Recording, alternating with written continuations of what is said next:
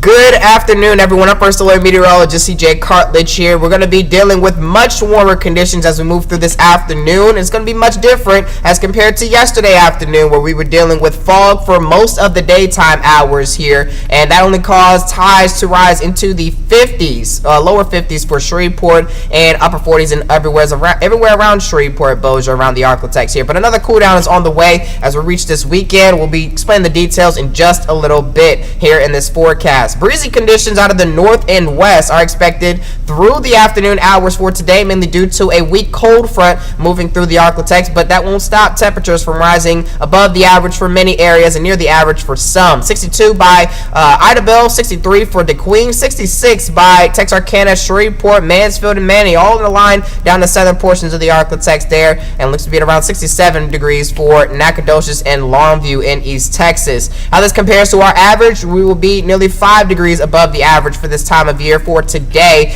and we will remain above the average in terms of highs through the next 3 days ahead of us. 63, these will be 3 degrees above the average, well above the average heading into our Friday, and the same thing's expected, slightly cooler conditions heading into our Saturday. But that's also when our next weather maker rolls through the Arklatex and doesn't bring much rainfall to the region, but it will bring a massive cool down, dropping temperatures from the mid and upper 60s across the region into the 40s out there. Back into the 40s we go as we move into our Sunday afternoon, and actually Sunday's morning temperatures and afternoon temperatures won't be too far away from each other here, mainly due to that cool down. We are expecting breezy conditions throughout our Sunday due to that colder air mass flowing through the Arklatex here.